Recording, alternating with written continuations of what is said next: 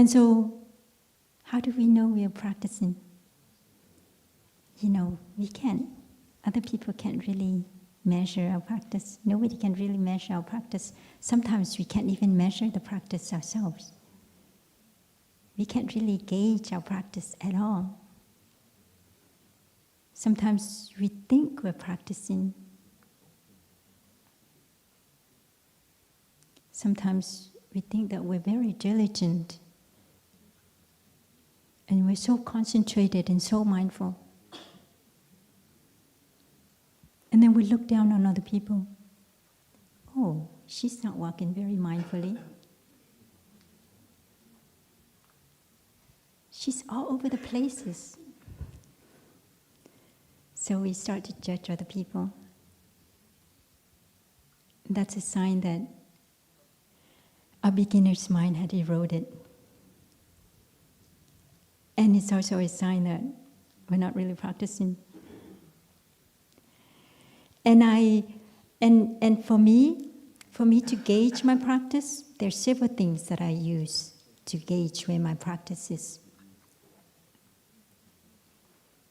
First thing is my relationship with other people. Not just external relationship, but in here. When I close my eyes and bring up an image of someone. How does it feel in here? Is my heart constricted? Do I feel uncomfortable? If I do, it shows that my practice has not been too well.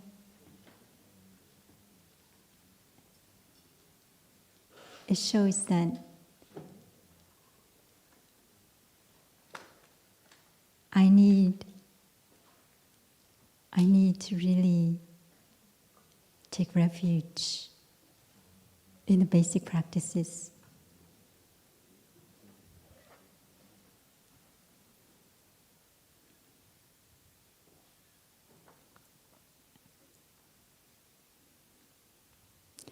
The other thing that I use to gauge my practice is in my daily inaction, what kind of things come up inside me? What kind of feeling do I have? What kind of mental formation do I have? Is there judgment? Is there irritation? Is there criticism? Because if there are, then I know I have not really practiced really well. If I'm angry all the time, then I'm not really embodied by the practice, or embodied with the practice. So that's another good way to really see where our practice is and where our beginner's mind is.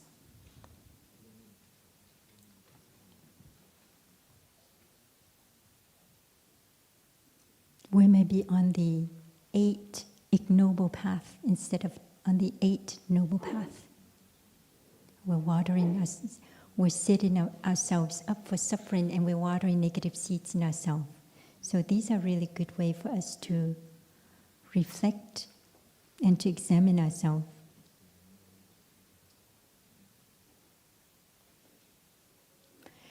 And speech is one of those things that's quite difficult to really work with. Many of us have speech issues. How many of you have speech issues? Or you think you have speech issues? A lot of us. When the Dharma teachers met to decide who would, when the Dharma teachers would take turn to give the talks and the topics, and I have chosen something that I was really comfortable with. And then toward the end, we were like moving because we were like shifting around. And then at the end, I realized, hey, I would write speech. That's my weak spot. And I thought, how in the world am I going to share about right speech? when it's my weakness, something I have been working with all my life as a monastic. And my sister said, well, why don't we share about your suffering with right speech? And so I was quite nervous about talking about right speech, because almost every Shining Light session at the end of the winter retreat, the sisters always shine light on me, on speech, on my speech. And even though I sat there and I said, there you go again, the speech again, I knew it's really useful for me to hear that again. Because I realized that sometimes the Sangha has clear view of me than myself. Because when I speak, I don't think I'm using wrong speech. I always think I use right speech. Honestly.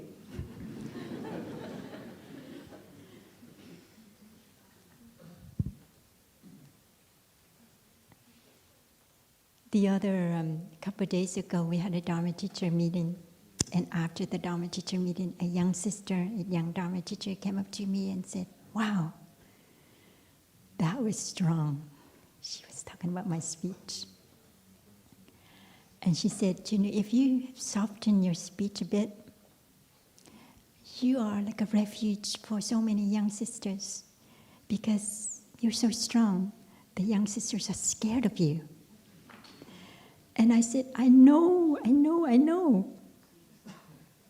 But I can't help it. It's my grandparents, my dad. In other words, this is something that I have worked with. I see in myself the combinations of things that might make my speech quite strong. They're not unkind. I don't lie. I don't use double tongue. I don't exaggerate. I'm just strong. And first of all, my family, everyone in my family have strong speech. You know that from Brother Papdang, right?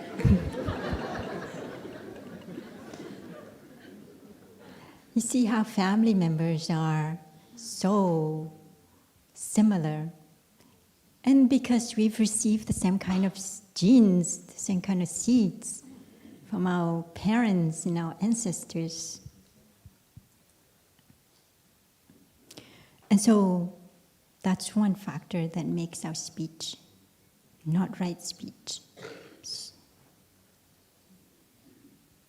And it's really good to be able to see that, because when you see where your your wrong speech is coming from, then you have more compassion for yourself. You don't beat yourself down for, being strong or being mean. Because transformation happens when we are able to see the root of our suffering, and also to accept ourselves. So I accept that, and I understand completely what that sister is sharing, and I can see where it is coming from. The other element that made my speech really strong is that I'm really impatient. That's another thing that the sisters shine light on me. Every year for the past 20-something years. Really impatient. I'm getting better though, I have to say. But it's another element. Because when I'm impatient, I don't listen. You see, right speech, a loving speech, goes really closely with deep listening. Because when you don't listen, or when you're impatient, you want to give a response right away. You have this wonderful idea, you want to share this wonderful idea right away. You're not really listening deeply. You're really listening and preparing, listening to yourself, to what you want to say, and then preparing to respond or to give an input.